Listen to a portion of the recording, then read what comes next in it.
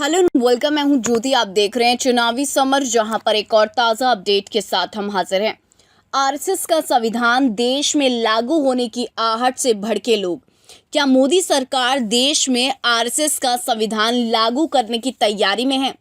दरअसल इस सवाल की चर्चा में आने की वजह यह है कि ऐसी खबरें आ रही हैं कि मोदी सरकार नए संसद भवन में बाबा साहब की प्रतिमा नहीं लगाना चाह रहे हैं।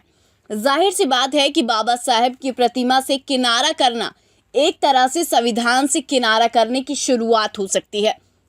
ऐसे में आलोचकों ने ये कहा है कि मोदी सरकार शुरू से ही मौजूदा संविधान की विरोधी रही है और सरकार ने अपनी तरफ से हर संभव कोशिश की है कि बाबा साहब के द्वारा लिखे संविधान में बदलाव किया जाए।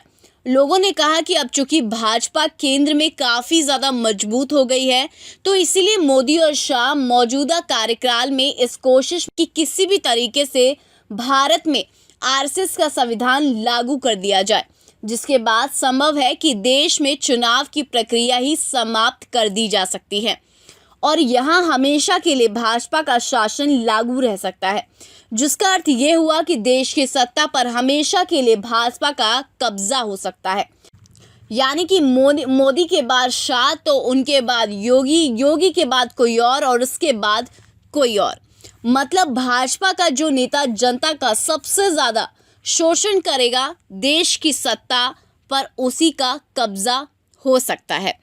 वैसे ये पहली बार नहीं है जब मोदी सरकार पर आरएसएस का संविधान लागू करने का आरोप लगा है। दरअसल कुछ दिनों पहले ही सोशल मीडिया पर एक संविधान वायरल भी हुआ था, जिसे आरएसएस का संविधान कहा गया था। हालांकि उस वक्त मोहन भागवत ने आगे बढ़कर इसका विरोध किया था और उन्होंने ये कहा था कि ये गलत खबर है। खैर, सच्चाई को ज़्यादा दिन छुपाकर नहीं रखा जा सकता है। वैसे भी मोदी ने कथित रूप से संसद भवन में बाबा साहब के साथ साथ कई नेताओं की प्रतिमा नहीं लगाने का फैसला करके इस बात का संकेत दे दिया है कि आने वाले समय में भारत को ना सिर्फ नया संसद भवन मिलेगा, बल्कि नया संविधान भी मिल सकता है। वैसे भी मोदी का वेशभूषा इन दिनों किसी साधु से कम नहीं है। यानी कि मोदी पूरे तरीके से अपने हिंदुत्व झंडे पर लौटते हुए नजर आ रहे हैं और समय आने पर वह देश को जोर का झटका भी दे सकते हैं।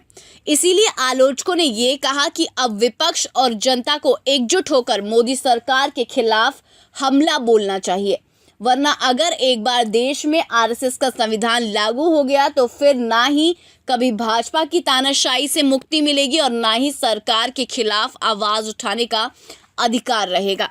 तो इस पर आपकी जो भी राय आप प्लीज़ कमेंट सेक्शन में लिखें। Thank you so much. Keep watching today's for more news.